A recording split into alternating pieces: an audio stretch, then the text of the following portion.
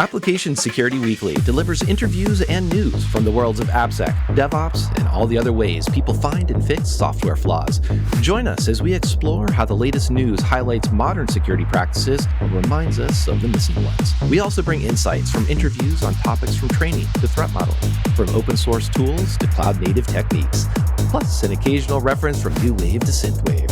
Find us at securityweekly.com/subscribe or look for Application Security Weekly wherever you pick your podcasts. Hey everyone, welcome back to Paul's Security Weekly. Quick announcement before we get started. Attend an official cybersecurity summit in a city near you. This series of one-day invitation-only executive-level conferences are designed to educate senior cybersecurity professionals on the latest threat landscape.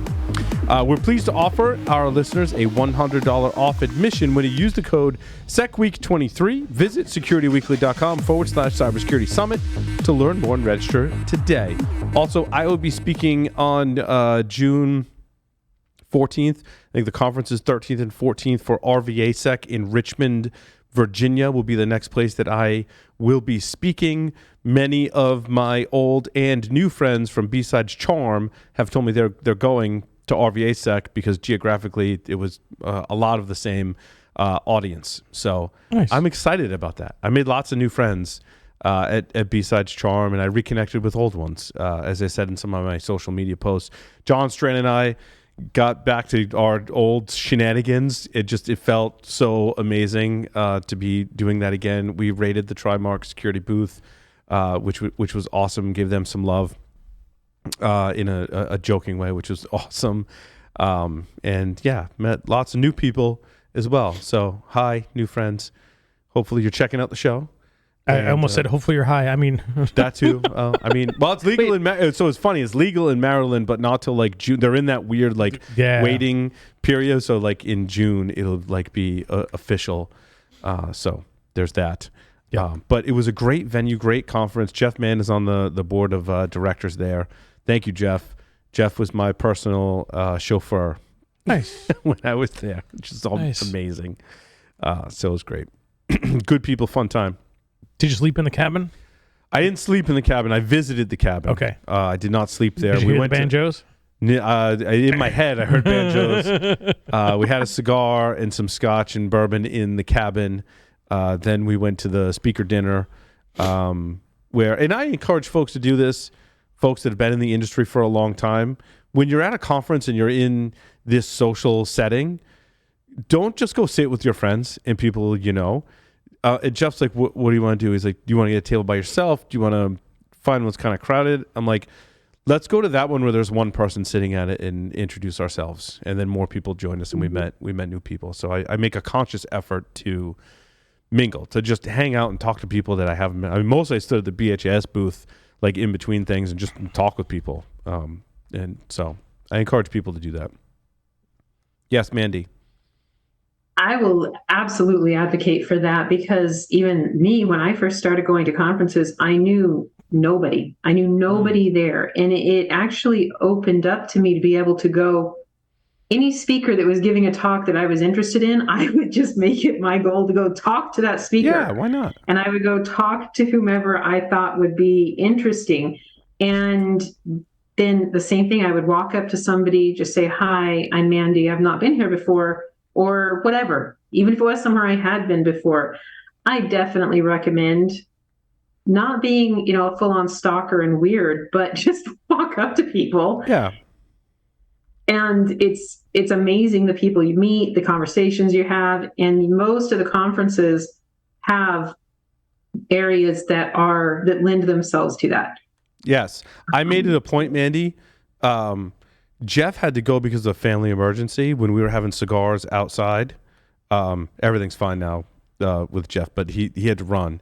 And so I just sat there outside, and I was talking with people I had never met before in my entire life, and I just sat around the table and talked to them. Yep.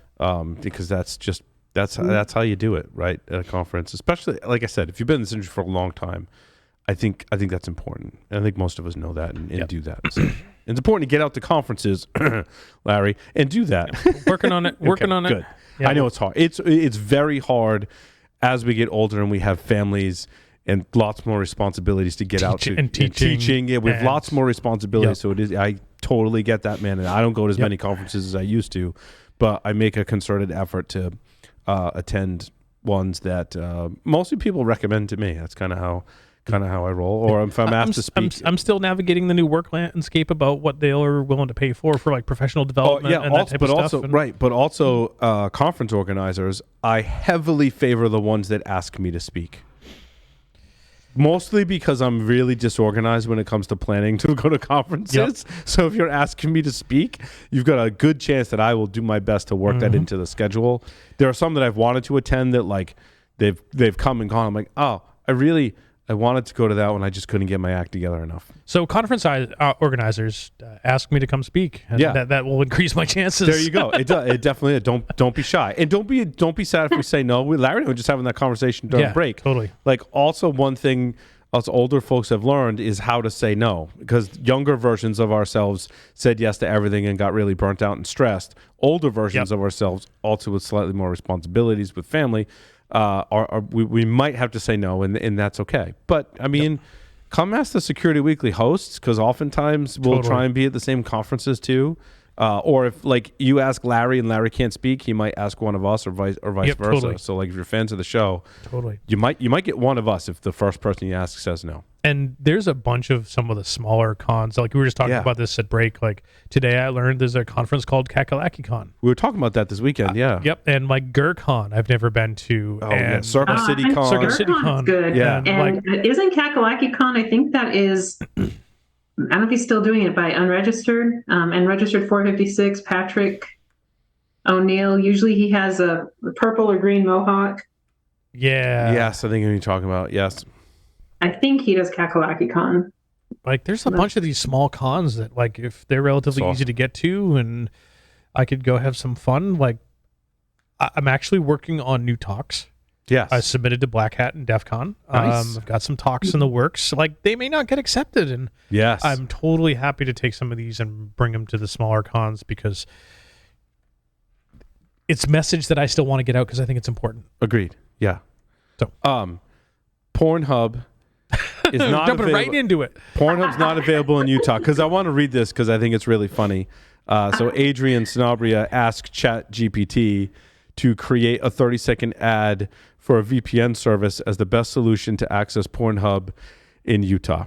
Okay, well, first, why is PornHub not available in Utah? Oh, because there was a law that was passed in Utah that I have this in my show notes. Pornographic sites are required to verify that a visitor is at least 18 years old using uploaded government IDs or a third-party age verification service. Which, as we read that, sounds like a weird privacy thing. Like, hold on, I'm accessing an adult site, but I have to upload my ID to access that. That sounds like a horrendous privacy situation, which is what MindGeek, the parent company to PornHub, displays a message. It says, while safety and compliance are at the forefront of our mission, giving your ID card every time you want to visit an adult platform is not the most effective solution for protecting users and will in fact put children and your privacy at risk. I mean, I'm not going to take sides here and say that like MindGeek is 100% correct. However, you got to recognize their point that there could be a privacy violation. And arguably, if you want to access PornHub and if you're in Utah and you need to provide a license, they don't want to be responsible for storing any of that data. Validating that it passes through in some way. Validating, storing, getting compromised, any of that. And correct. Aren't there third-party validators that do this now? There are. Yeah. And that's a fair point, and I don't pretend to know how the third-party validators work, Sam. Well, I'm thinking it's like eBay, where it's the one where you hide your credit card. So you give them your credit card, but then you don't have to give everybody else your credit card. Oh yeah, there's services. There's services that do that. Yeah. What is it, Mandy? No, Sam is right. Is it PayPal? Well, I just don't. Is Sam discussing PayPal? And then separately, I was going to ask quickly. I was talking earlier with the chief technology officer of a company called Quick, which does. They provide freelancer like a freelancer platform for people to staff bars and events and restaurants, so people can go in and be a dishwasher for a day, or fill on demand needs that resorts and hotels and restaurants have. And that was my question to him, was like, well, how do you handle all of the PII from all of the freelancers in multiple states, especially as a startup that's doing well? And he was like, well, it's all a pass-through for us. It's all done third party. So, yeah. And I wanted to ask, like, what? There's clearly a fine case for OAuth and federated identity management. There ought to be a identity provider that knows how old you are, and then PornHub can ask it one question: are you over 18? And they don't get all your other information. That seems quite reasonable.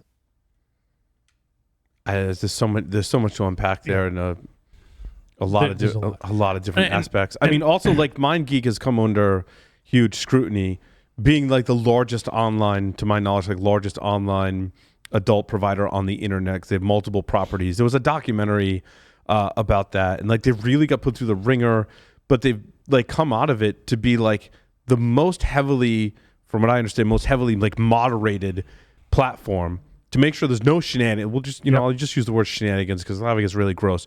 No shenanigans happening on the site. Given that, if MindGeek makes this decision not to allow people from Utah to access the site, well, they're just going to go to other sites that aren't as heavily monitored, where people could stumble across content that no one should ever see. Mm-hmm. They refer to that as CSAM and some other stuff now. Yeah.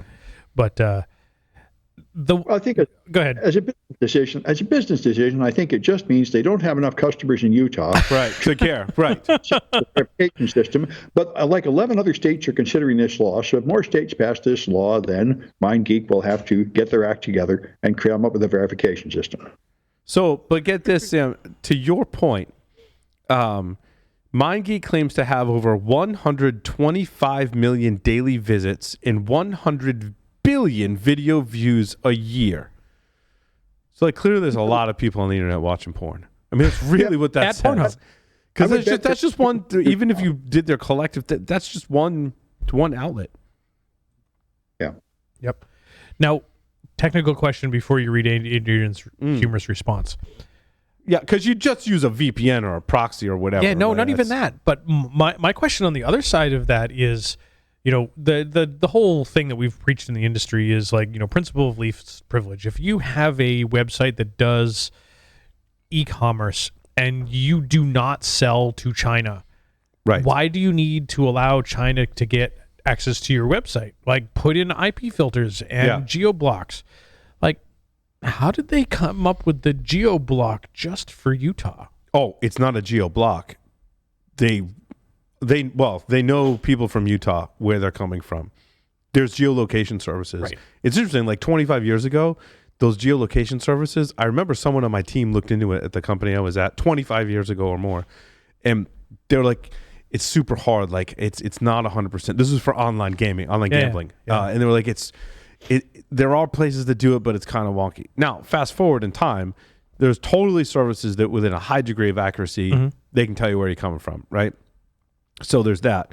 But then your blocking mechanism has to integrate with those services. It's not a block. They just display different content. And so the only thing they display to people... That redirection still needs to be aware of... Correct. It needs to be aware of the state. But the redirection is a message, ironically, that's read by an adult film star. Right. That gives PornHub's or MindGeek's basically stance on the issue and recommends that users instead use demand device-based verification solutions. I don't know what that means. I believe a computer reached out to MindGeek to clarify exactly what that is, and they hadn't heard back. So I don't know what demand device-based verification solutions could mean. We could speculate. I don't think it's a good usage of our time. But of course, is that taking a photo of yourself to get on there? I don't know. I don't know what they mean by that, Mandy. But anyway, Adrian asked ChatGPT to come up with an advertisement for people in Utah to use a VPN service. So here's what ChatGPT said. Hey there, Utah. Feeling frustrated with your limited access to adult content? Don't worry, we've got the perfect solution for you. Introducing Paul's VPN, your ultimate key to unlock the world of PornHub. With Paul's VPN military-grade encryption, you can say goodbye to restrictions and hello to endless entertainment. Browse privately and securely as Paul's VPN keeps your data safe from prying eyes. It's our little secret. So what are you waiting for? Sign up for Paul's VPN today and enjoy unrestricted access to PornHub right from the comfort of your home in Utah. Use the promo code UtahVPN for a special discount on your Paul VPN subscription. Oh, boy. Now, if you route all of that traffic through one location, you're really going to skew the whole content, like the content-based data for that location. It's just silly. And all it does is make people from Utah want to access MindGeek's collective sites even more. Because it's something that's being, air quotes, blocked. Now, Paul, for your VPN there, if you start using that VPN and your endpoint is anywhere, is that like using ad block so that it scares away all those single hot MILFs in your area? Mm-hmm. Damn. Okay. It'd have the same effect. Yes. Sorry. Yes. Anyway. Where are we going after that? Oh. So I bought, at least a Tesla. Nice. It's a laptop with wheels, essentially, is what it is. It's been a lot of fun. Say what you will about Tesla, Elon, and all that stuff. It's basically a fun toy. It's a car, but it's a fun toy to mess around with. And it's pretty cool. In any case, I saw this article that was talking about securing EV charging station applications. I was like, what do they mean by this? I know we've covered some stuff where the charging stations themselves could fall victim. Some of them use wireless protocols that we described in our Flipper Zero segment from last week. I'm totally going to start opening your charging port every time now. That's totally fine. The new models, it closes on its own. So, yeah. Well, you just put it on replay. You could put it on. Yeah, that would be awesome. I mean, as long as you could power your transmitter, it would keep the opening and closing. I can't believe they didn't put like some kind of safeguard mechanism into that. But as I'm learning with Tesla, though, like your software updates are fast and furious. Now, I click the setting where I want all the software updates faster, but you can actually tone that back and say like not take newer software updates. So you actually have an option in Tesla. But I was like, yeah, I want the software updates. Like if you break my car, whatever, it's fine. It's fine. We'll figure it out. But I started looking at these apps because one of the things I realized, so I rented a Tesla before I bought a Tesla. And in renting the Tesla, like I was really nervous because I'm in a state that I'm unfamiliar with, in a car that I am unfamiliar with. And then I have to, like, I can't just go to a gas station. I have to figure out places to charge it in unfamiliar territory, which I don't recommend, by the way. Do some more research than I did, which was zero before you. Like, we basically got to the rental place, and my wife was like, you should upgrade and we should rent a Tesla. And I was like, yes, dear. Okay, if you say so. Then she complained about how much it cost. I'm like, you said so. And she was like, oh, yeah, wait, I did. Okay, never mind. Moving on. And so I was like, where are we going to charge it? And Tesla will have its own map system that maps you to your charger, right? And then if there's not a lot of chargers, like in Florida, like it is not a whole ton of chargers. So I was like, there's got to be like a better way to get the chargers and stuff. And then KF was like, oh, there's this other website and app. He's like, people get really excited about this. He didn't put it in those terms. I'll tell you off here exactly what he said because it's hilarious. But he's like, there's other apps that people get really excited about. And I was like, that's not it. I didn't like go back to it, right? But now that I have one, you're really excited about it. I'm really excited about it. And I'm like, what are my options for mapping? And the other thing was, I think my rented Tesla, you don't get access to the app. You only get a fob. Yep. Because the rental company controls the car. Right. Like they couldn't, it's hard to grant access to the app and not. So when you rent one, you just get a fob, which is just a credit card. So you have no API access. Well, yes, exactly. Yeah. Because like you own the car when it's on your phone. Like I could rent it, but then I could still control the car remotely. So they'd somehow have to like revoke my access and things like that. So rental company, at least the one I used, did not They just give you a fob. So when I got the app, I had more control over the car, but also I started thinking about like where else would I charge it. So I started looking at one of these apps. It's kind of scary. I mean, the app wants all sorts of information to give you better routes, like information about your car, information about where you're driving it. It wants your payment information, so it could potentially like pass that along. Or I think it said, give me your payment information so that if I map you to a charger, I'll make sure that it accepts your method of payment. I think is what it said. Which is kind of, I don't know, Like, kind of weird. Does it not take credit cards? I guess. I Okay. don't know. Maybe. Only takes Bitcoin, right? So then the app asked me. I didn't install it. I was just testing. They have a website and an app. And after reading this article, I was like, yeah, I don't want the app. On the website, I told it, I'm like, all right, well, let me just tell it without creating an account. Like I have a Tesla, and it was like, oh, you have a Tesla. If you want, you can link your account, like proxy your credentials, give us access to your vehicle so that we can provide live data from your car. And I was like, whoa, wait, my Tesla account and app is linked to my bank account. That's how you make payments on the lease and pay for charging and all that stuff. I'm like, I'm not giving you that. So I was like, yeah, this is like a big fat no. But obviously, if you're able to compromise any of these apps through the like list of vulnerabilities they go through in this article, there's a lot of kind of sensitive data you could get, the location of your car, your payment information, all that stuff. Yeah, but you shouldn't be asking for your password. I mean, this is what APIs are for, and OAuth. You should be able to give them a token that gives them some limited access to your account. True, very true. But they have to handle that OAuth transaction accordingly. Otherwise, it could be, and handle it accordingly too, right? Yeah. So I didn't trust it, but pretty cool.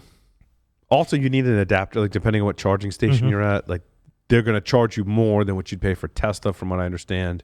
Yep. But you also need an adapter, and I think mine came with. I haven't looked to see if it's actually in the car. I should probably check that. I forgot to do that. But my rental came with an adapter, so you could charge it at different charging stations. But you also may pay more. Or KF was telling me about years ago, though, there were charging stations that weren't Tesla, but they had some like promotion where you could charge for free. Yep, I remember he was bouncing around all over the place. He was bouncing around charging his car for free. How long does it take to charge, Paul? It depends on a lot of things. So I have the mobile charging kit that you buy. Yep, and that's what, 110? So you can plug it into a regular outlet, or you can plug it into 220. Yep. And you get something like 10 miles every hour or something like that.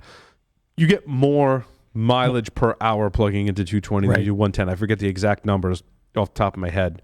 Versus a supercharger from Tesla, which is 100 miles every 15 minutes. Yeah, so that's more like kind of diminishes from there. Or I have to get an electrician, but I got the charging station. Yep. That go in the garage. To go in the garage, and that's faster than the 220, but there's some other measurement for it. So yeah, it's probably 220, but it's a more efficient device because it's permanently mounted. Can deal with some better cooling and that type of stuff. Also, I could come here to the studio and charge it, but we also have solar panels on the studio here too, so it's probably pretty negligible.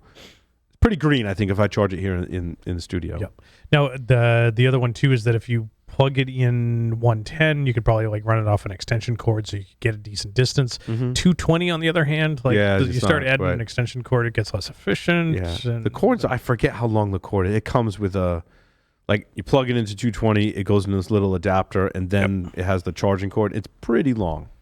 I don't know. I didn't get a chance today to test it, but I might be back on Friday. I'll let you know how it goes. Nice. What else we got here, Paul? Larry, you had a couple. Sam, because Sam, I know you have classes to teach. Wow, bunch of my stuff has got doubled for whatever reason. Yeah, you had some duplicates in there, but Sam, if you got ones you really wanted to talk about, I'd say we cover those. I think the AI is, of course, the endless joy. I mean, the fact that the godfather of AI just quit Google in order to issue scary, terrible warnings is getting a lot of press. It is. Is this justified, you think? Well, I don't think so, but he, of course, knows more about it than I do. But it occurred to me, I'm writing a whole AI CTF, and I'm going to teach it everywhere and stuff, because I actually did AI 40 years ago when it was much simpler. But no, I really feel like this is nonsense. I think it reminds me more than anything of the freak out when they invented the printing press. Then people said the same thing. People are going to spread all sorts of foolish stuff everywhere, and common people will speak up and have their words remembered when they're not worthy of it and stuff. But remember when we were growing up, they said that about after the printing press, they said that about television. Television's going to rot your brain. It's the evil. And then they said that about the internet. It's going to be the end of everything, right? Then they said that about social media. Now they're saying that about AI. And then they said that about IDS and that it was dead. And they said IDS was... Oh, wait. Yeah. However, to be fair, my article number 2 is Palantir has already put out a video demonstrating their military application of AI, and it is essentially Skynet. You ask this AI, and it says, "Oh, enemy tank detected here. Shall I dispatch a drone? Okay, shall I destroy it? Let's have these 3 ways to destroy it. You just pick which one we're going to use," and no consideration of how likely that AI is to be wrong. And I was just writing up today the attack on AI, which is pretty scary. You can take an image and you can add just a few pixels that are a little bit different, so it looks just the same, but an AI will totally misunderstand it. Mm-hmm. But I think at least I hope for a long time, foreseeable future, the AI is, and I hope it stays open enough that it's a level playing field. That yes, people can use it for good, people can use it for evil, but if we all have access to this technology, which open source is a huge aspect of this, right? We've already talked about you can spin up your own chat GPT. It does require resources, but resources get cheaper as we move on. So I think it'll be a level playing field where we can all use it as a tool. And I think those that are going to excel with it, Larry and I were having a great conversation about individually how each of us are using AI-based tools. Mm-hmm. I use a new tool that I'm loving because I give it one of our videos from our show, and it automatically creates clips and video, short video clips from all of our. And I didn't think, like 10 years ago, I'd be like, "You're crazy. There's no way that's going to work." Today, I'm impressed how it's able to. Now, obviously, it's not fully understanding all of the content that's happening, but it's smart, air quote, smart enough to create a coherent clip and saves me a ton of time. And it's not that expensive. And if it makes 3 clips and only one of them's usable? It actually makes 12, and I use 1 or 2 from each one. And it made 12 clips and only 2 of them are usable? Yeah, sure. It's like, but it's easy for me to go through 12. Yep. I mean, they're only a minute each. Even if I watched every single one of them, it'd be 12 minutes. So. And the ones you picked, it knows you picked those. So it'll get better. Yes, absolutely. Absolutely. And so, it knows which tanks to bomb next time. Right, we're Sam? using Chat GPT to summarize content. I think is a great usage of Chat GPT. If Adrian talks about the Chat GPT for YouTube, that's a great usage. Larry using it to generate images. I'm going to start doing that. We're talking about that by working with someone to work on my personal brand. All of my headshots are crap. Like the one that gets used most often is 15 years old. So AI generated a headshot, and I like it. Yeah. The tool I'm using for social also has a AI generative AI like button. Mm-hmm. So like if you like make your post and give it some stuff, you can click that button and it'll help you generate a post or content around it. Like this is a great tool that we should be using. Yep. Or at least experimenting with at this point. But I think it's going to be a tool that we use. Larry, you and I came up with like at least half a dozen between the two of us use cases that I think recently we're like, this is amazing. It saves me time. Yeah. Saving time. Now that said, in every case I have used it, it has never been perfect, and I've never copy and pasted the content I agree. It's generated. I always modify it. I've always modified. I've always edited. In some cases, I've edited more than 90% of what it gave me. Now, But I will say, but it spurred the juice. Yes, That made that inspiration. It gave me the inspiration. I will say the clip generation generates a transcript. Now, I've played around with a lot of transcript tools, 18, almost 19 years in podcasting now. But I do modify the transcript because it doesn't get everything right. But I found with this tool, not a whole lot of modifications. Like I'm like, wow, I'm modifying a lot less than I had to before. So the tools are getting better, which is no shock. I mean, of course they do. Yeah, I think this is a real important point, is that there's a whole bunch of good benefits coming out of AI. Yeah. And actually there'll be some bad stuff, just like everything else. But of course. Well, I mean, look at cryptocurrency. Sure, it's great, but it also enabled a whole generation of malicious actors to do more malicious things more easily. Yeah.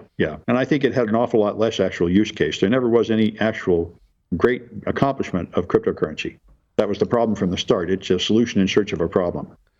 No, I agree. I think they were after, because it was created right after the 2008 financial crisis, and they were after this independent currency system that would replace, right? But it hasn't really replaced anything. Well, we already had the gold standard, which is essentially what they wanted. It was a bunch of people that believed we need to go back to the gold standard, which was a sort of popular libertarian trope, but almost everybody else figured out, no, you actually need to manage money and have like a Federal Reserve and a government manipulate to make it stable. We have the gold standard if you want it, but there's a reason we all moved off it. Anyway, the other ones I thought were interesting were my last three, because there's a list of public attacks on BitLocker, and there's only 7 of them, and they're all very esoteric, but I was surprised that the 2 I knew were not included on the list. But it's interesting, I think, if you consider how secure BitLocker is, to see what the attacks are, and they're all extremely esoteric, extremely limited, as you'd hope.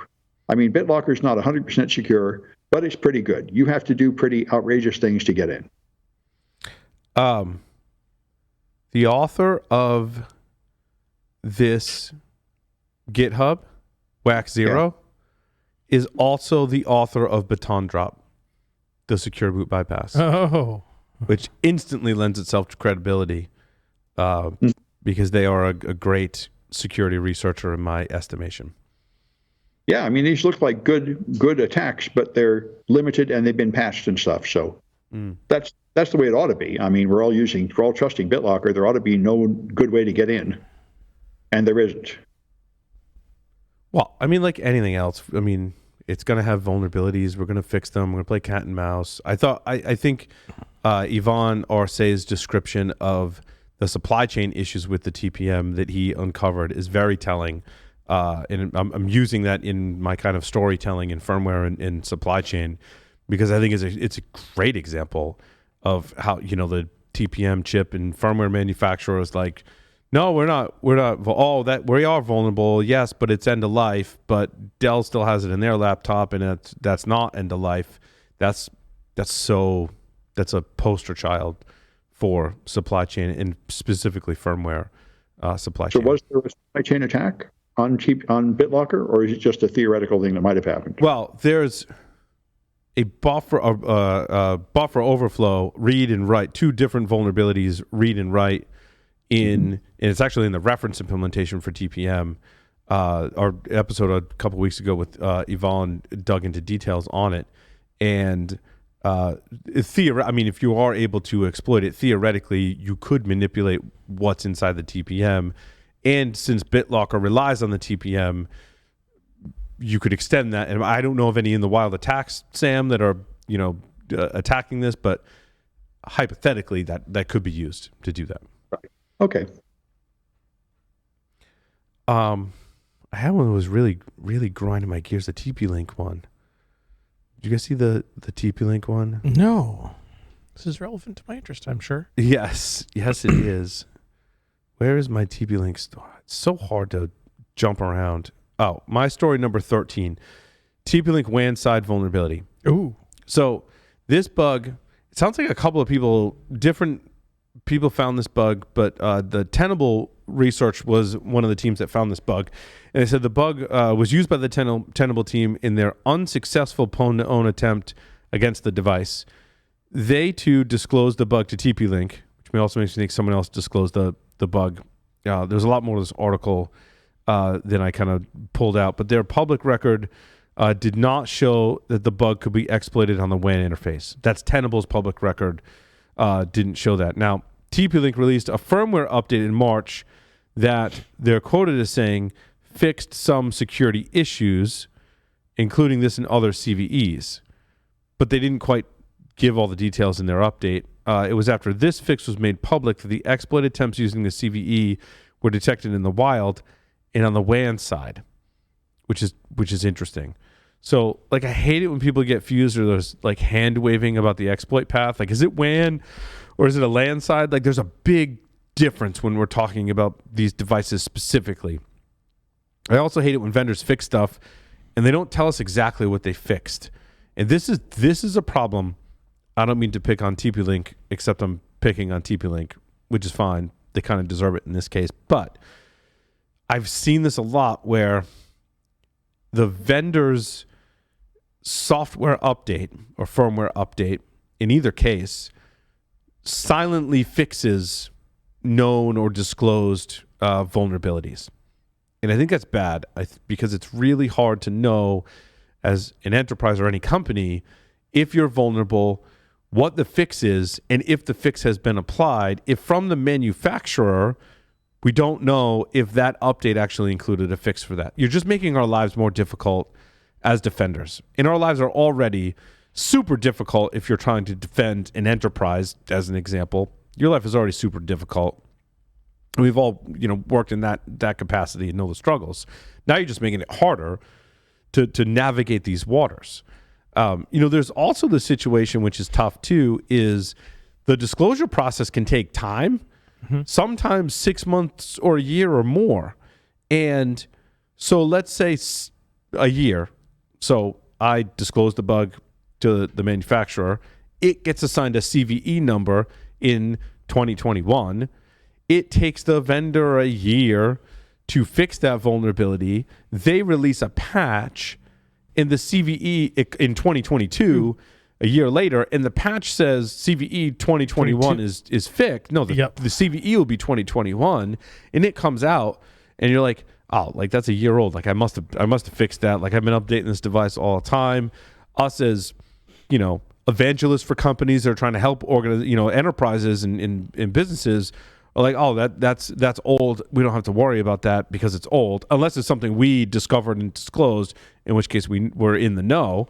But not if it's a public one that we're not, we don't know. So now there's this like whole year kind of gap, and I hate that because covering it on the show, I'm like, this is a new vulnerability. We the public are just finding it about the first time, but the CVE is a year old, and that makes it hard. I don't have a great solution to that problem, by the way. I just know it also makes it hard. I hate it when, or I love it sometimes, when developers use P-open and don't sanitize the input in PHP. I think P-open is a PHP function call. Like 99% sure that it's a PHP function call, which means they wrote the web interface in PHP, which is their first problem. Their second problem was they used P-open and didn't sanitize the input. I hate it when you don't sanitize your P-open. Mm-hmm. It's a problem. It leaves you very, very open. Yep. Leaves your P open. Or maybe it's Python. Is it Python? No, it's Python. Python is P-open. Is it the same in PHP? It is the same. I think it's the same in PHP as well. Yeah. So it, regardless of language, right? It's used to run operating system commands. So, or sub-process operating system commands. Oh, right, like eval. Mm-hmm. Do you guys want to talk about the Wired story about the? I saw this. Kim Zetter did some digging into this for quite some time. Did we learn? Like, how much new did we learn? And why is it significant? Is my question on this one. And before we get that far, what are we talking about? Go ahead, Sam. Yeah, go ahead, Sam. Oh, well, I mean, we all know about the SolarWinds attack, but what came out at the time was just that it was a supply chain attack and that the Russians had been in everybody's system for a year or so without us knowing. And I was just interested to see the reality of how they found it. When the Lexity performed IR on a SolarWinds server, and found that they couldn't stop the attacker from attacking it, and they tried to find the vulnerability and they couldn't find it. So they finally just took down that server to stop the attack, but they didn't get to the root cause. And when Mandiant got hacked, as far as I could tell, it wasn't 100% clear from the article, but I think Mandiant was owned for 8 months before they figured out that they were owned. And they said they would go through IR, and you would, of course, assume that the official software from a reputable vendor that's signed is not the problem, and you look elsewhere. And it took everybody like 8 months or so to finally suspect that it might be that, and actually go through the official DIL of the update and find the vulnerability in there, which is sort of horrible and terrifying. But I mean, we talked about it before. This is a big supply chain issue. If you can't trust the official updates from the official manufacturer, then what can you do? I think that coming out of this, what we've learned, and again, I think we got some more details, but I don't think it fundamentally changes how we think about supply chain attacks, Sam, and what you just described, right? Is that we have to scrutinize every update. Signed, not signed. How can you do that? Oh, you can see whether it's signed. Usually it'll automatically make sure it's signed. But I mean, what can you do beyond that? Realistic. I think you have to do binary analysis. You have to create S-bombs. You have to scrutinize that software. On every update? No. Like when Mike No.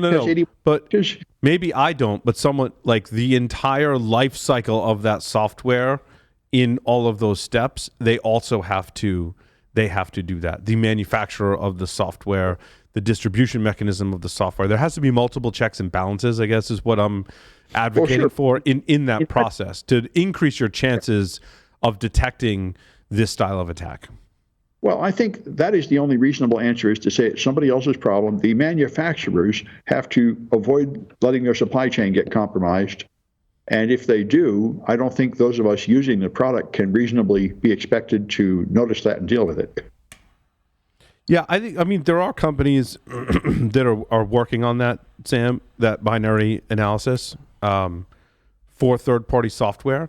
I think it's largely an untapped thing. I think it's a great area for a startup, or for a pivot or expansion of an existing company to go, I want to help you look at your third-party software. Like 3CX is a great example, right? We unpacked all of that.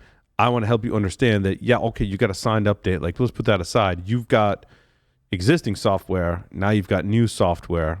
We're going to help you analyze that to make sure that there's no shenanigans. And that's hard. That's a hard problem to solve. But I think we have to start doing that. I think we need. But I think the whole industry is not really ready with a reasonable solution for that yet. We're just still waking up to the problem. Yeah, because I think by the time EDR has a chance to detect it, it's too late. Well, that's one layer of defense, right? If your EDR could detect it, that would be better than nothing. Oh, like yeah. I think you need that. I think you need that, right? Okay. It might tell you too late, but at least it's telling you. Like, yeah. I hate to say defense in depth, but defense in depth. Sure. Multi-layered security approach, but yeah, that's it's an area that requires scrutiny from any technology you can put into your network to be able to do that is important. The ethics of selling hacker tools.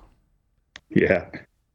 This was an interesting article. Let me attempt to unpack it. So it says the sale of hacking tools also raises several legal issues, while NSO Group argued that it only sells products to legitimate governments. The definition of legitimate is subjective and may vary depending on the country or organization. So anytime you get into global politics, like any country can pass a law. There's laws on the books on the U.S. So you can't sell certain technology to enemy nation states. And that's a felony. We've covered stories about that before, and that's bad. But that's one country protecting its best interest. When you get into the global landscape, now you're outside of the laws in the U.S., and you can sell anything to anyone and come up with your own policies. And NSO's group was like, we got to be a legitimate government. What the hell does that mean? Like, you're just making your own rules. And if you're selling things to make money, the goal typically is to sell as much as you can to make more money. So you get loosey-goosey on what's legitimate and what's not. And, that's how bad things happen. And people evade these sanctions by just reselling and stuff. So yeah, for sure. But then it's like, who's responsible, and what is a malicious tool versus a not malicious tool? I go back to my hammer analogy, and a hammer can be used to build houses. It can be used to build houses for homeless, for entrepreneurs. It can be used for amazing things, to build amazing things to help people, or you can use a hammer to bash people over the head. Yep. So does that mean we need to get the band hammer out? The band hammer to ban the hammer? The hammer band? The hammer band to ban the band hammer? Can't touch this. Well, it's just weapon sales. It's like any other weapon you sell. Well, what's a As a weapon? but Is a hammer a weapon, or is it a tool to build things? Right. Well, even if it's just a weapon, like say Cobalt Strike is pretty much just a weapon, but that still doesn't. Yeah. But is it a weapon? But is it a weapon? Is it a tool used for auditing networks, performing legitimate testing against networks? It has uses for good and use. It's all about how you use the tool. Just the fact that it's a weapon doesn't make it bad. There's Correct. a need for it to be used for good purposes. And we can use any analogy. Have you ever gone to the store and bought spray paint? Yep. And what do?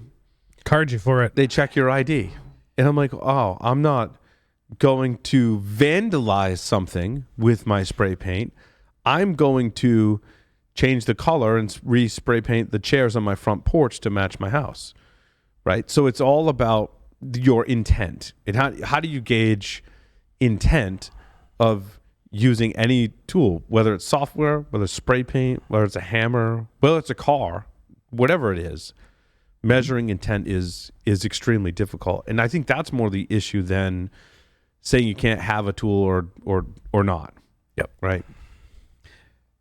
I love that we go to the hammer analogy, and I think of the title of Adam Savage's book.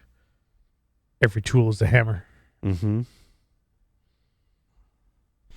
Right. Yep. Well, then it goes back to the very simple thing of we need to create an algorithm or a testing thing that takes the sum total of a person's intentions and ability to have integrity, and only based on what their individual integrity level is would you allow them access to certain tools. It's a great point, Mandy. How do you measure that, right? How do you even approach measuring that? Is it even ethical to measure that? Mm-hmm. Like what information do I have to provide to allow someone to determine my intent with software, hammers, whatever it is? Well, it seems like it'd be possible, because if you go off the theory that everything in the universe is mathematical and operates on physics, there has to be some point at which intention and motivation overlaps with just simply being a mathematical equation. Yeah, but then you get into denying people because of false positives, right? Mm-hmm. Or accepting them because of false negatives. Right. Exactly. Yeah, it's never going to be perfect. We need to add some AI and some ML to it. Then that'll be perfect. Yeah, 'cause AI and ML, we already established it wasn't perfect before we had some language learning models to that, and we'll be all set, right? Since you bring it, I feel like I ought to mention my story number 3, that they now have telepathy machine working. A what now?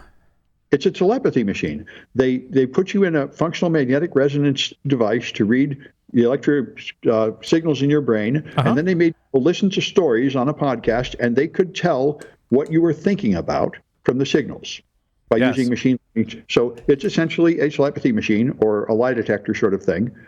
And I think everybody in the business was it Ghostbusters where he had the thing on the people's head and he was doing exactly what you're talking about in Ghostbusters? Wasn't it Ghostbusters? They tried to do it with just a few electrodes and it wasn't very good. And the existing lie detectors try to do it and it's just not very good. And this is just the next step up. If we use a more powerful system to really measure a lot more data about your brain and then feed it through a machine learning model, it can accurately tell what you're thinking about. And so they've extended this. And I don't know how well it works, but I think Facebook bought the company, which is kind of frightening. You can think about writing text, and it will write the text. It will interpret the electrical signals in your brain and write the text. But what kind of headset do you have to wear? I think of it as like the one from Ghostbusters, but I mean that's just me. Or the one from Back to the Future where Doc Brown, Back to the Future. That too. Where Marty shows up at the house. He's like, Yes. no, don't say a word. And what was his goal with that? Was to read other people's minds? Yes, was to read. He was doing the test to read other people's. You're here to sell me a subscription to the Saturday Evening Post. Yes.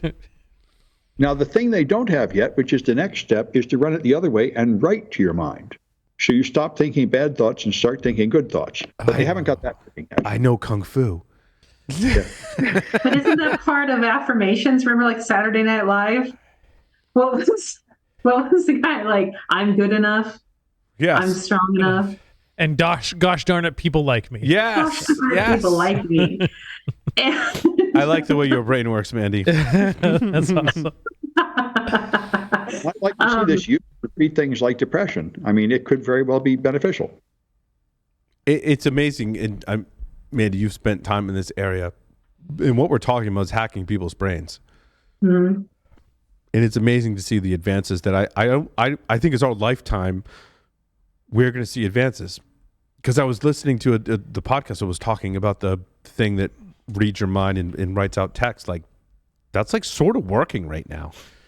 And just historically on this show, when we talk about all these like weird academic attacks, that they have it like sort of working.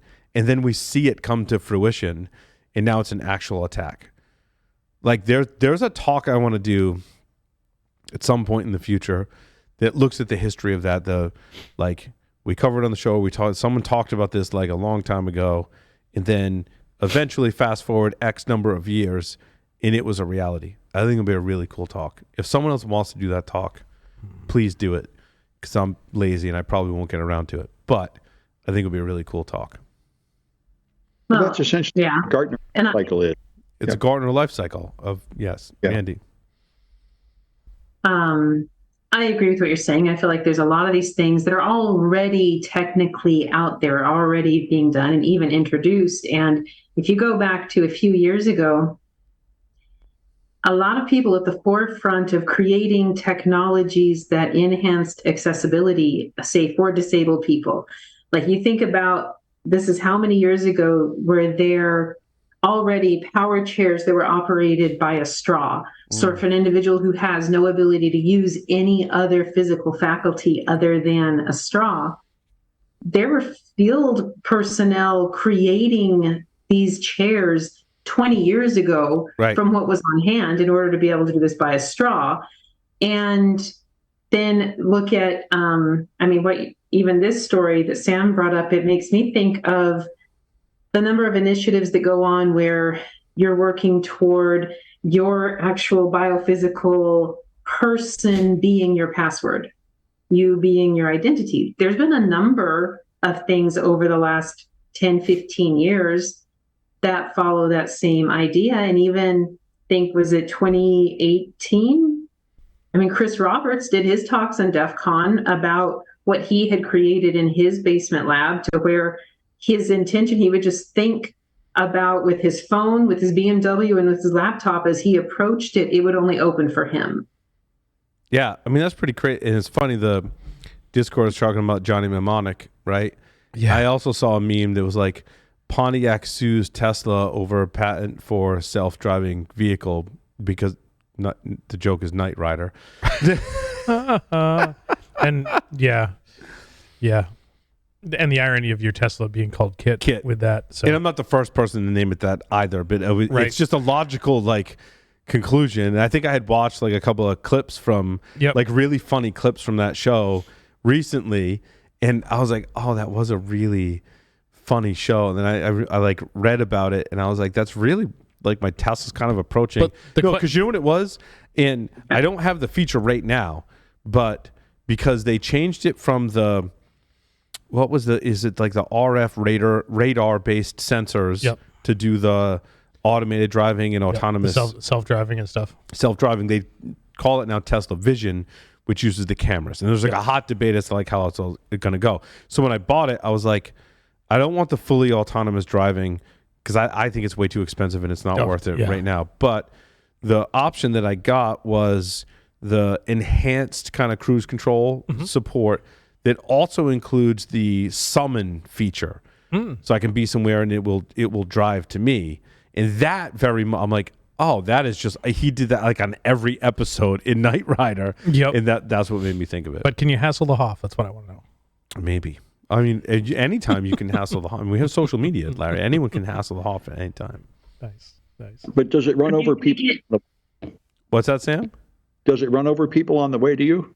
I hopefully not. You pay extra for that option. I am very nervous about that feature, and I plan on testing it in very controlled environments. Yeah. And Mandy, you had a comment in there? Yeah, I was going to say you're going to get a kitten for it, so you could have a Kit Kat. A Kit Kat. That's right. That's right. Oh, where else do we want to go? We talked about ethics. We talked about that. No, the 5-year-old TBK DVR vulnerability. Dude, this is crazy. Yeah. I mean, it's not the first time we've seen old exploits still in the wild, but I think it underscores the point that for certain, I mean, you could call us an IoT device, I guess, if you wanted to. I would. Right? You would call it an IoT device.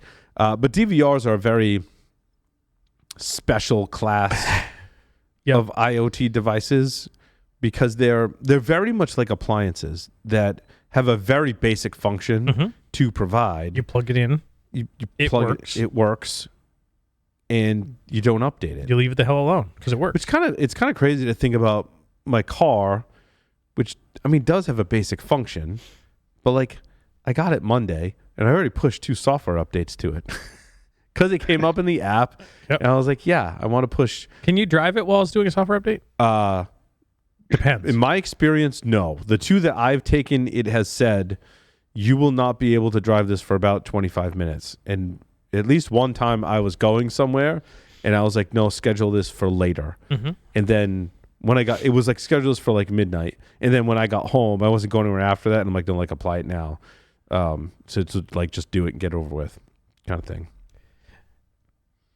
It's crazy to think. But DVRs, it's recording video. You're accessing the video. Like you need it to record. You need it to record video 24/7. Like you can't have an outage. Yeah, it just does it. And I guess people don't apply software updates to DVRs, Larry. Yep, that's really what it comes down to. Yep. The exploit is kind of hilarious. So a maliciously crafted HTTP cookie, when sent to the device, spits back all of the admin credentials in JSON formatted data. Like that's convenient. I.e., you try to log into the device, but you provided a special cookie and it spits you out the login credentials. It's not a bug, it's a feature. It's a password recovery feature, right? That's the way, if I were the developer of the software, that's how I would spin it anyhow. Yep. Like this totally reminds me of something that could, we could start going into, oh crap, why does the name escape me? The big IoT botnet Mirai. Right. I think they did say this was. Did they say this one was Mirai? Hold on.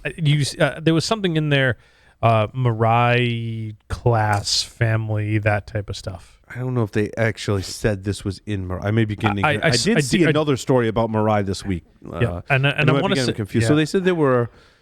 I don't know how many of these devices, according to the data in the articles that I read, are available, but they did say what was interesting is there was a 50,000, where is that? There's a spike.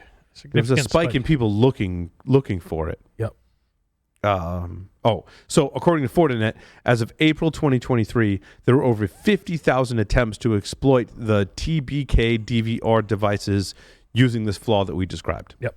And available under different brands. So we talk about compounding to the problem of whiteboxing IoT devices for.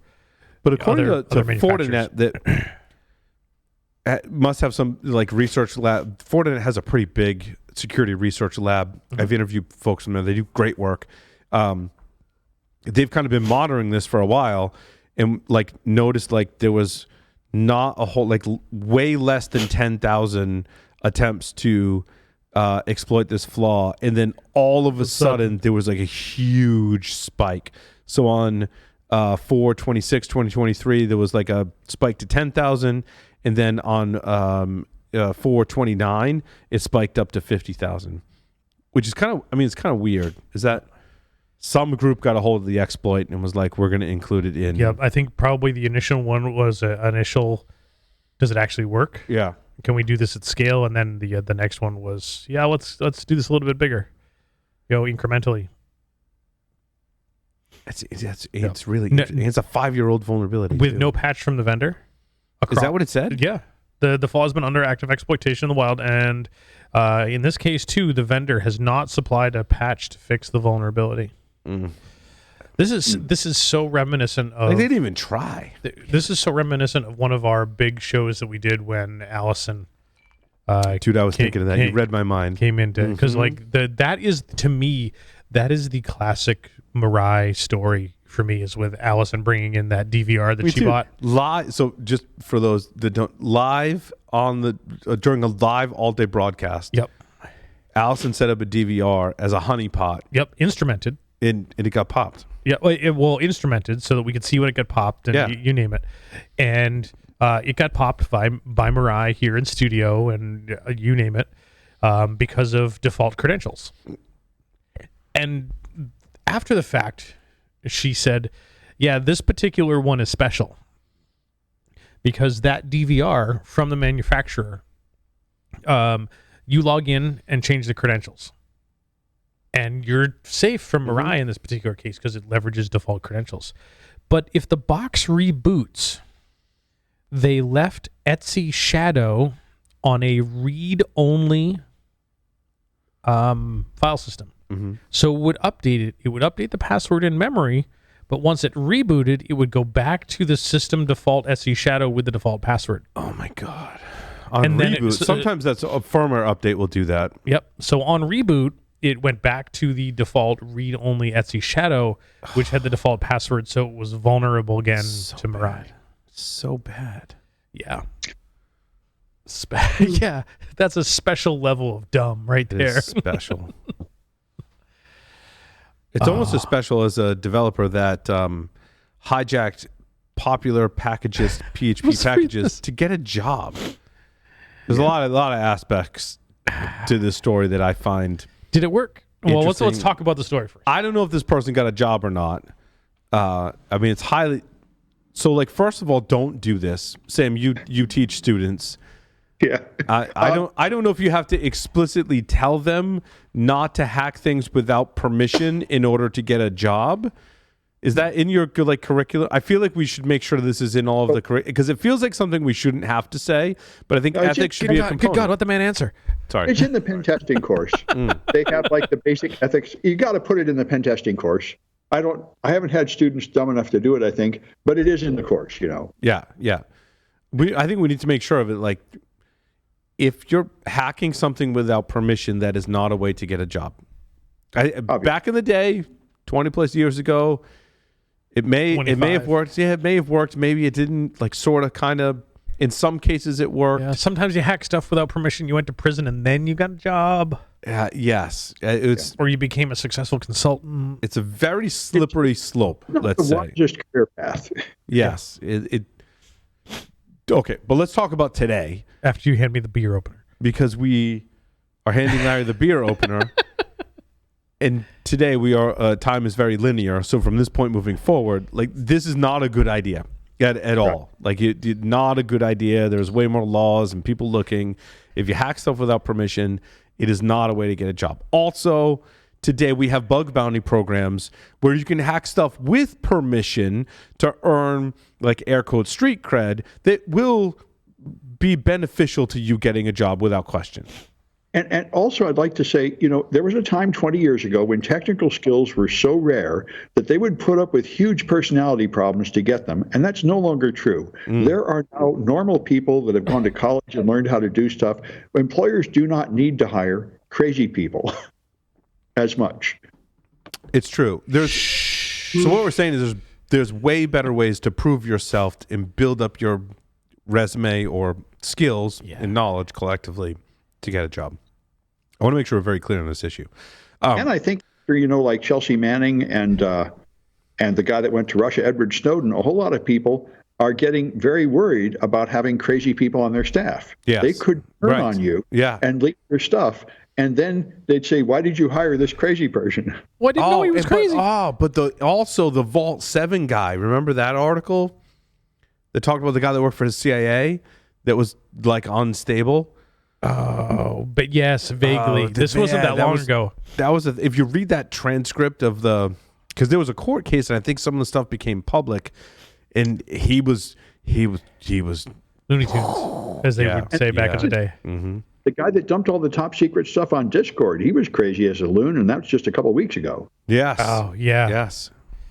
So anyway, this person is exploiting the PHP composer in package format in system, which especially now I've got some experience with this.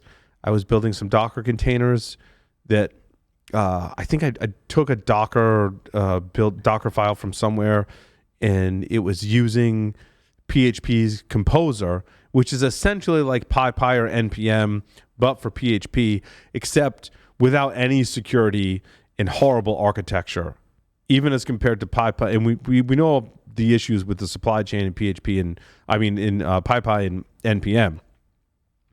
PHP's ecosystem is even worse, especially I'd read this article. And I experienced that when I was building the Docker container. I'm like, ew, that's why there's like, it's the Wild West. Like, it's not even they're hosting the packages. They basically host a pointer or a URL to your GitHub repo where you're hosting the packages. So when I compose or install, I forget the exact syntax, it doesn't go to a central repository.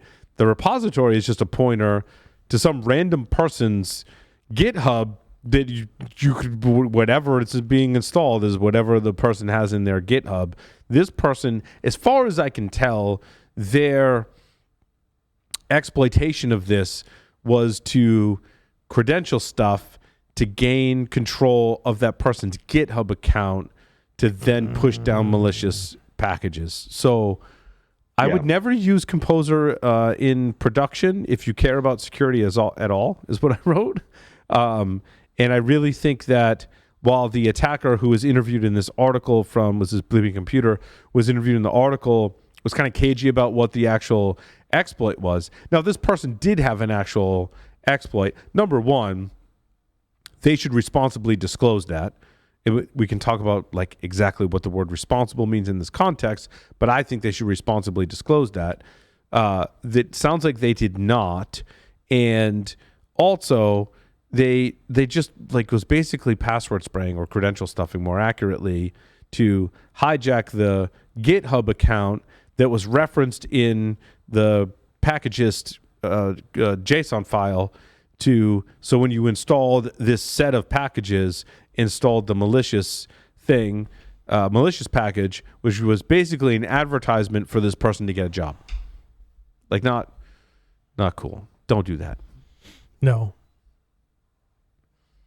I'm not impressed. I'm not impressed, actually. Yeah. I would be, look, even if it was credential stuffing or a rudimentary, not so elegant attack, as it were, I would be impressed if they worked with the community to get this stuff fixed and then disclosed it. The fact that they were using it for personal gain is where I take issue with this whole thing. Yep. And did I mention any other ramifications for the GitHub repos that were compromised? I don't know if they got, it's a good question, Mindy. I don't know if they got the actual software in addition to this person's message, which I believe was in Russian, or if they just got I don't know if it broke the application. That's a great question. So they got instead of the actual package, they got a Acme PHP is what he called the thing. And then I think in Russian said, you've been pwned by his handle with an email address. And he says, I'm an application security penetration tester, cybersecurity specialist. I think the Russian translates to like hire me or something like that. It said that in the article somewhere. Yeah, and he modified the description field. Oh, so maybe it was just the description field. So maybe you got the real software, but the description field was like, "Hey, I'm a hacker. You should hire me." Yeah. In Russian, which is also weird. Worrisome. Yeah. Not I'm so. just.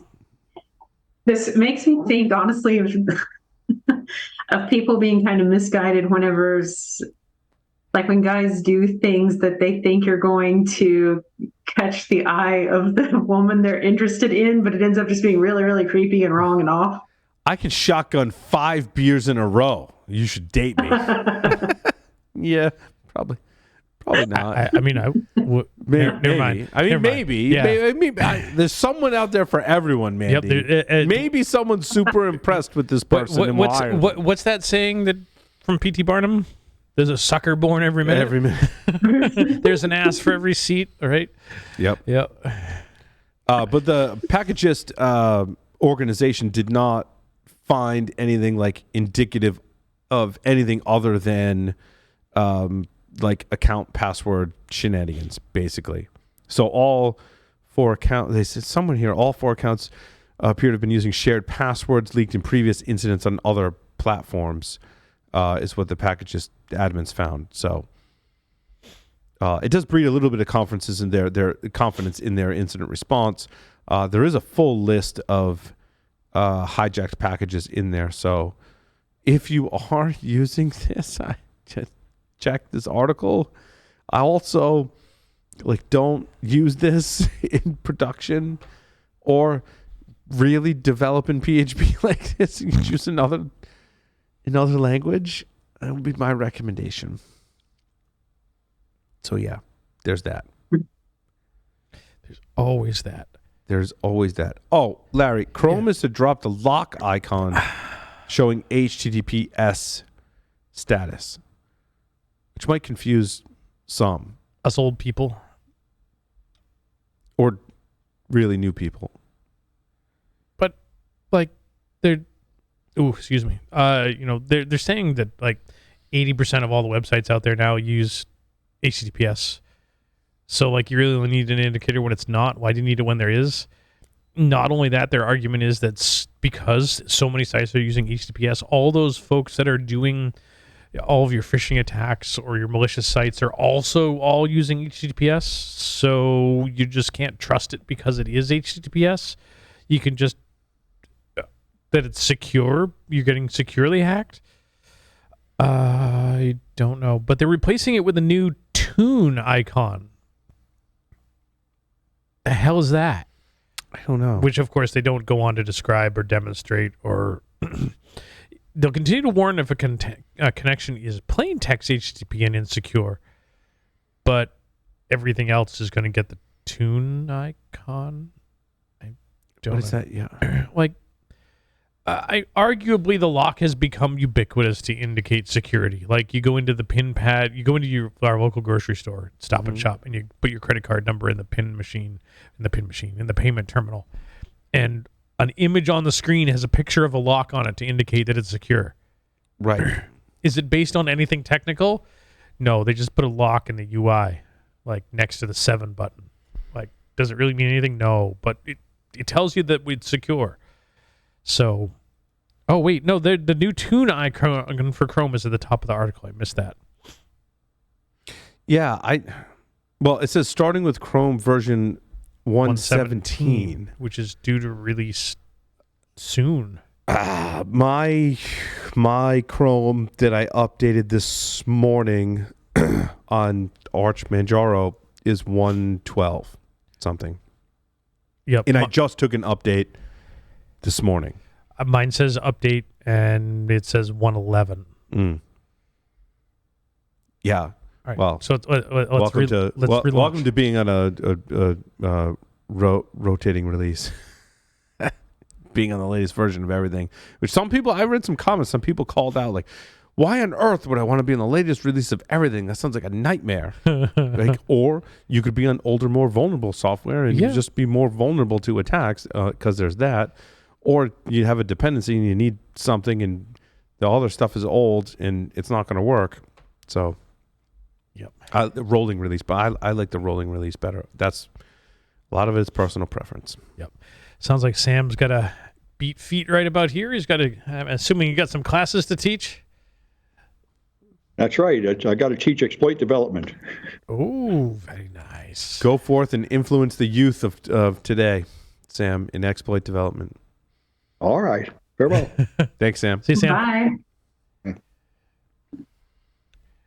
Oh, This will be I don't know when we're going to see this, Larry. Associated with a neutral indicator that prevents the misunderstanding around site security. I'm really confused. let's see. Did they? I want to say they had a date, 1/17. So yeah, you don't know, but I'd argue that it's relatively soon. I think they're doing the right thing in getting this information out early. Yep. Because if Agreed. we're questioning it, a lot of other people are going to be questioning it too and what it really means. Yeah. Yep. And but they're the only one that are doing it. Like Safari, Firefox, are all staying the same. Now, I wonder if any of the browsers based on Chromium are also automatically affected by this change. Yeah, it depends on what they take upstream. Yep. Exactly. I'm not sure how that works. Exactly. It'll be interesting. I'm like, this is, as they say in the article, the lock icon has been displayed on web browsers since the 1990s. This is like changing a fundamental. Yeah. Yeah. Interesting. I had one I wanted to grab here specifically. My story number 5 and 6. I'm looking at this in PBWorks as opposed to on the SC Media website. Me too. The GNU Radio DCF77 time signal decoder. Me personally, I thought this was kind of interesting because what was it? Not all that long ago, I was working with some stuff to potentially manipulate time across devices. GPS synchronized time and so forth. Also, WWV, which is the radio transmitter here in the U.S. There's a couple of them that transmit a time signal, so you can do wireless time synchronization based on an atomic, if I remember correctly. I was going to say, are they when they transmit on a wireless frequency, the time, the source of their time is some kind of atomic clock somewhere. Yes. Yeah, okay. Yep. And as I was looking at some of those attacks, like obviously I'm trying to think about these attacks, one at, where I live in the US, WWVB or WWV is one of those time signals that's been around. But start looking at Europe and Japan, and there were other similar types of things for signals there as well. DCF77 is one. It's popular in Europe for doing that, and has been around since the 1950s. But there were no good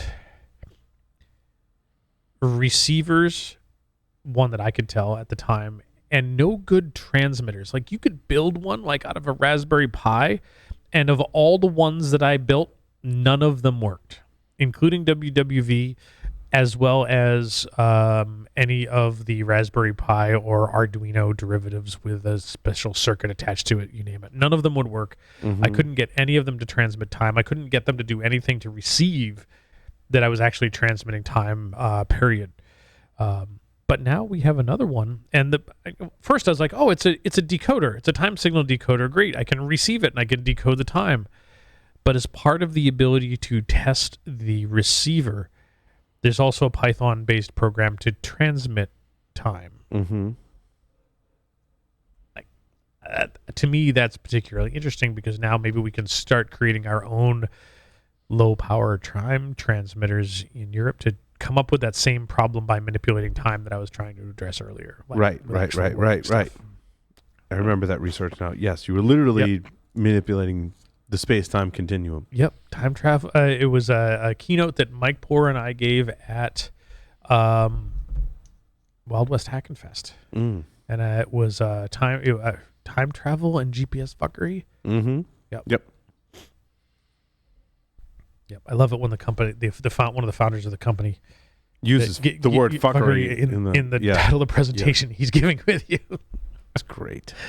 I do believe at one point they said if one of my employees can't have the word teledildonics in their bio because they were involved in hacking teledildonics, I don't want to be the founder of the company anymore. Mm-hmm. Yep.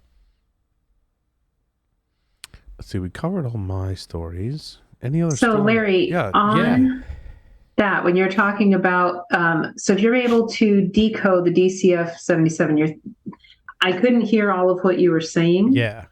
But you were talking about like being able to apply that then in a system setup or some other tools or something that you're going to use. Yeah. So the way thinking about how it would get applied into organizations, like they may have like a punch clock for doing your time. Like you checked in at 8 o'clock, you worked an 8-hour shift.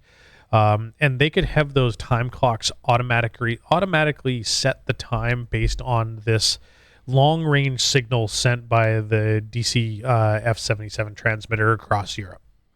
So they don't have to go push buttons, and they don't have to make sure it's accurate. It's automatically setting the time for it. There's other ways you're getting the time from GPS, satellites, and so forth. And thinking about how time gets started to be used in, critical infrastructure, like time is really important when you need to synchronize multiple power grids together so that they're 60 or 100 and however many, 60 or, oh gosh, people are screaming at me right now, 160 or 120 hertz, 60 hertz sine wave between two disparate systems that don't have matching time can get there. Otherwise, you end up with some really bad problems and time synchronization for trains and all that type of stuff. So, great. I can now receive that time and know what time is being sent to the devices. Alternatively, with this, they included a test suite so that you can test your receiver, that you're actually receiving time, so that you can send your own time at low power. So you want to make the trains in Germany run late? You go to find the place where they receive their DCF77 signal, and you inject your own time 3 minutes fast. Or an hour fast, or something or more importantly, they probably have systems to determine when all of a sudden time changes wildly. So you transmit the time to override the legitimate signal at stronger signal strength, and you change that time with your transmitter by orders of magnitude over time. So, the first minute you change it by 3 milliseconds, and then 3 milliseconds, and then 3 milliseconds, and then, maybe after about a month, the trains are out of time sync by an hour, or something of the like. So. And so then that seems like it would be the most effective on critical infrastructure systems where they would still be receiving that and taking that as an override and not taking the time from an internet connected device. Correct. Yep. Because, if we think about the way some of that satellite stuff works is, and I'm not saying, and I don't know whether or not like some of this critical infrastructure relies on this particular time signals to set the time, but similar types of things happen with GPS. You can receive the signals, you can receive that time as truth from GPS, which you can effectively turn into NTP, a clock on your network, to be that time source. So maybe they've got a time source that's DCF77 enabled on their network that is the time authority on their network, as opposed to having to go out to the internet to grab that. Time is an interesting thing. Oh, this story, I meant to read it, but it didn't, because I think it was a direct link to a PDF, didn't put the title in there. How I could have stolen your corporate secrets for $100. Is this your story number 12? My story number 12.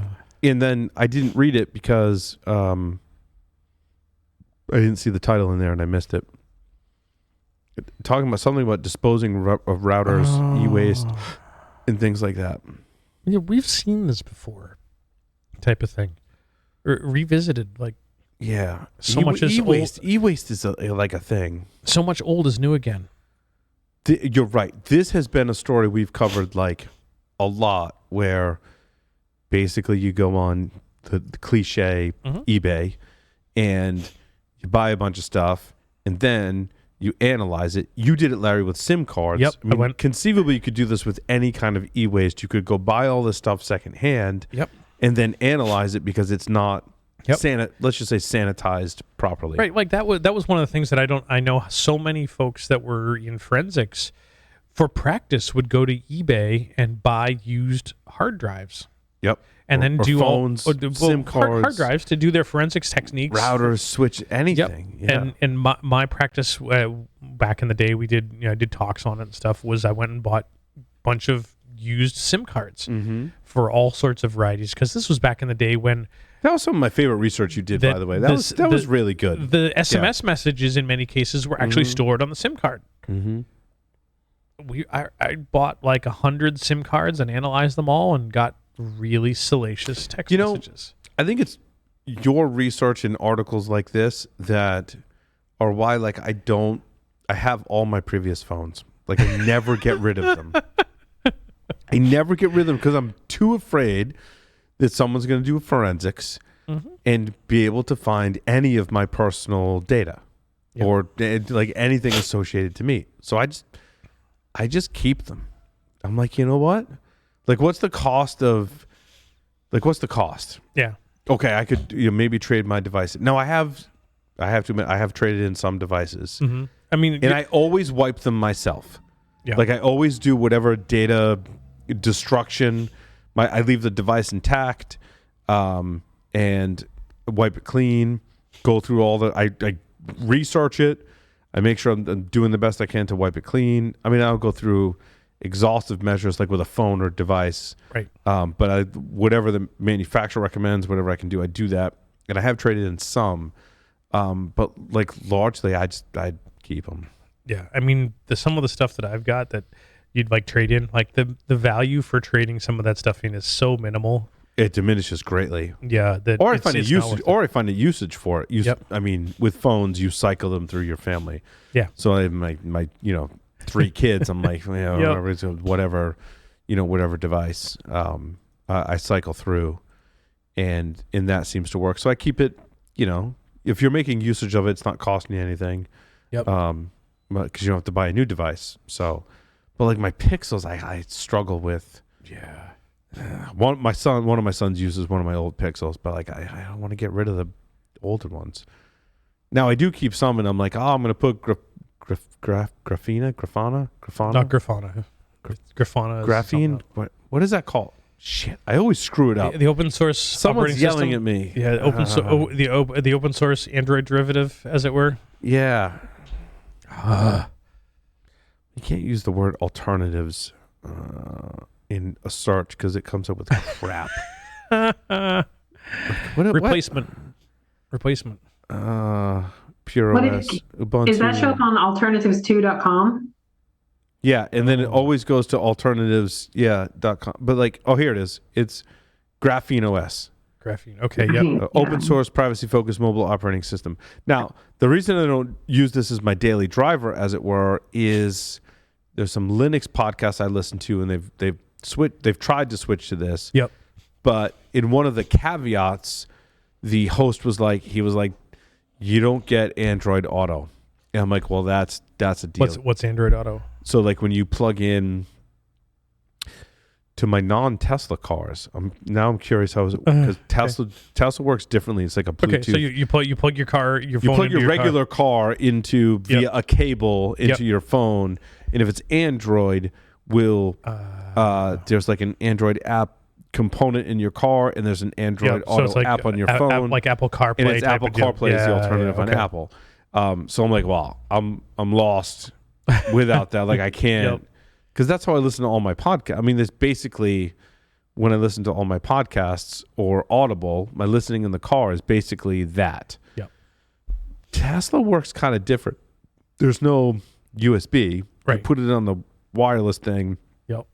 It Bluetooth pairs and then lets me. But also on the Tesla, I logged into Spotify directly on my Tesla. Yep.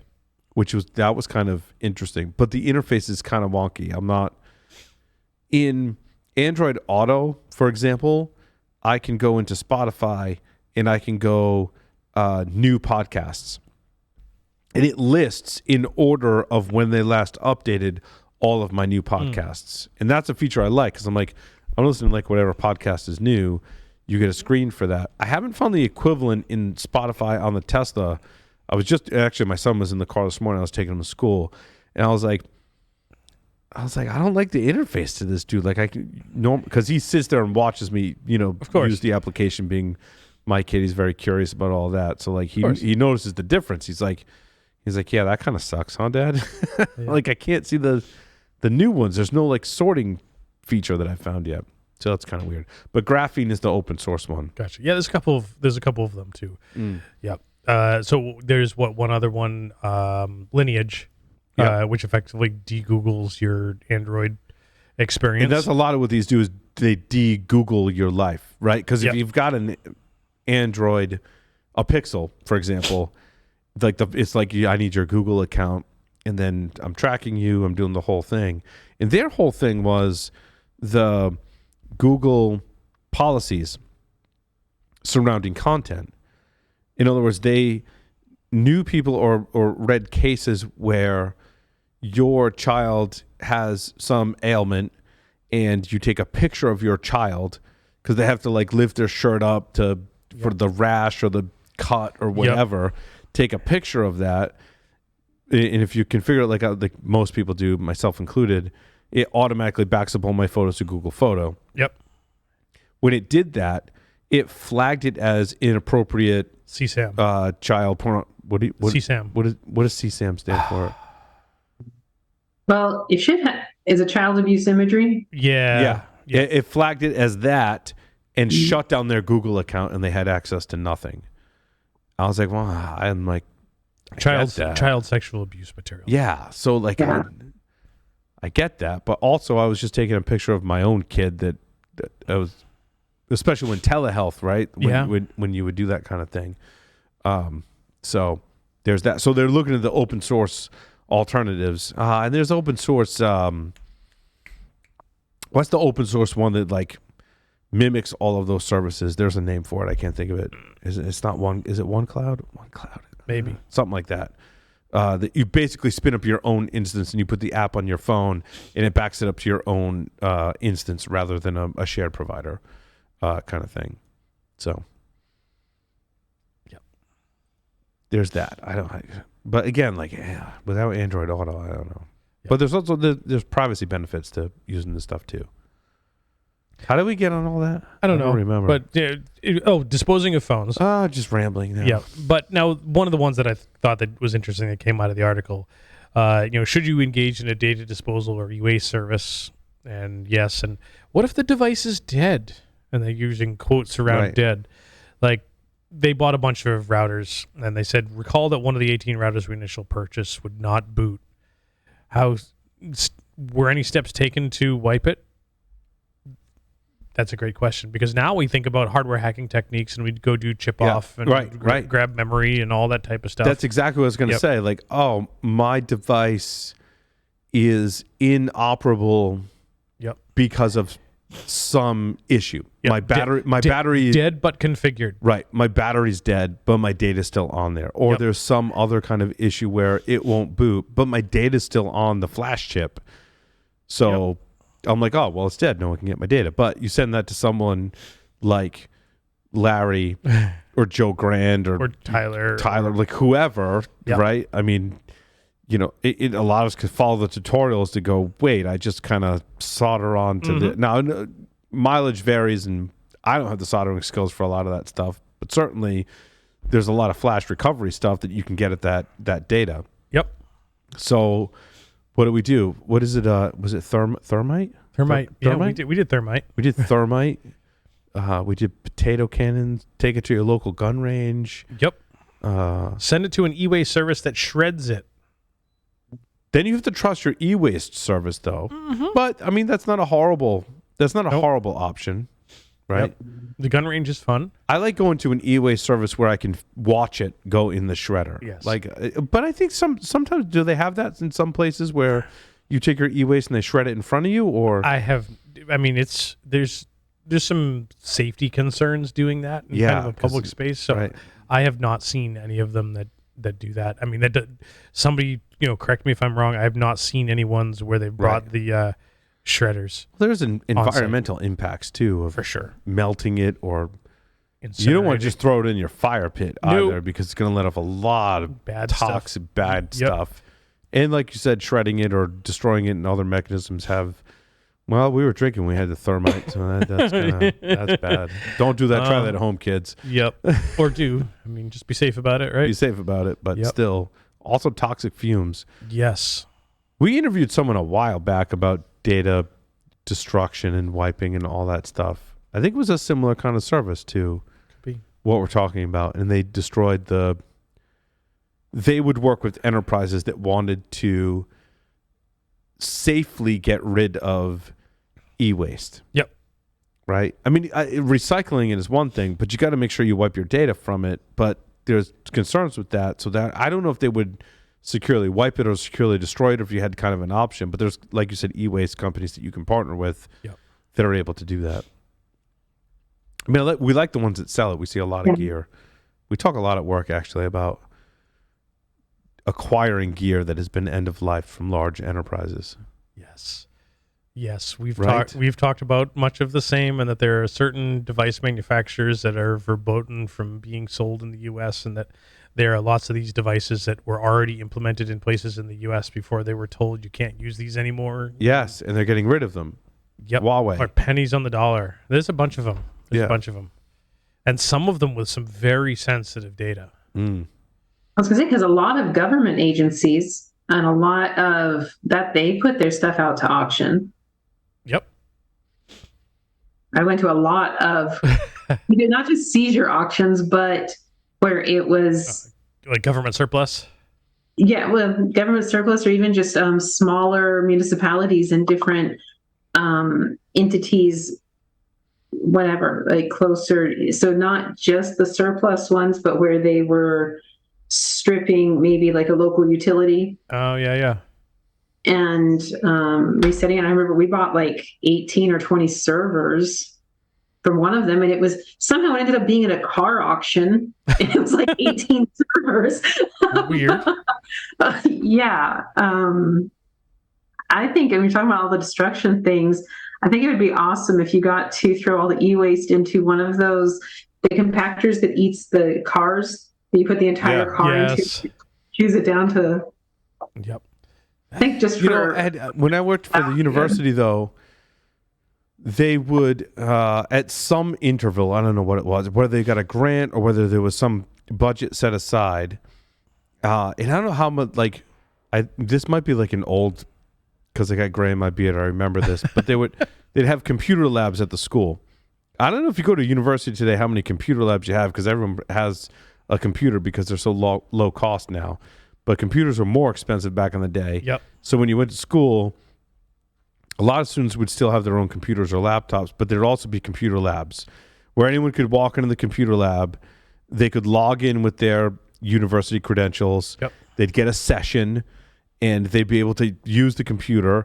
And then when they'd log off, there was software, which I can't remember the name to save my life, but there was software that was made by companies that would wipe that session, like wipe the computer and reset it. Like deep freeze. Deep freeze, yeah, like deep freeze was one.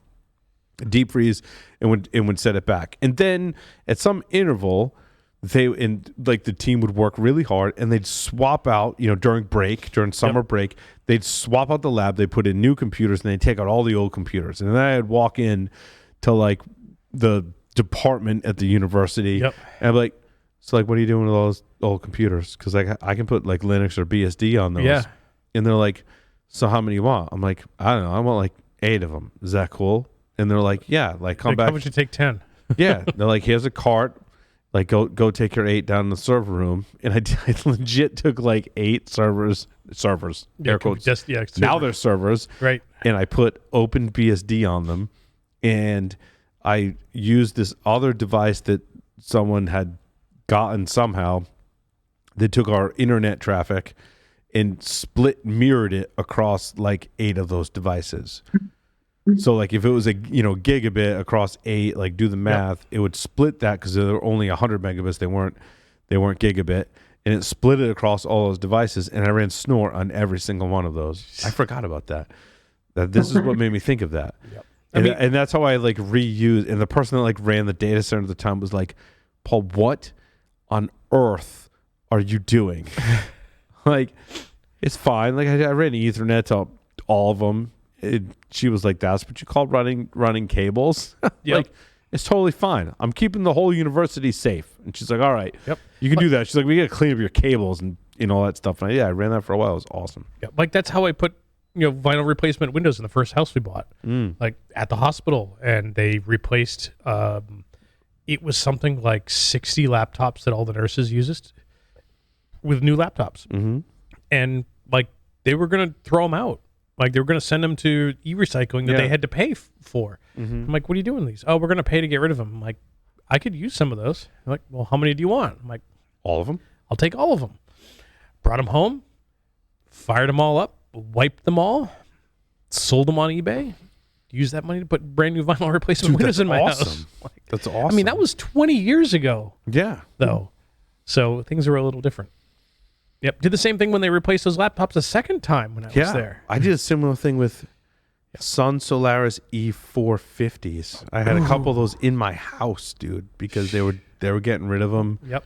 I think I had to pay them, but I got like a ton of gear. Yep. For like $500, and I got like $20,000 worth of computing gear. Yep.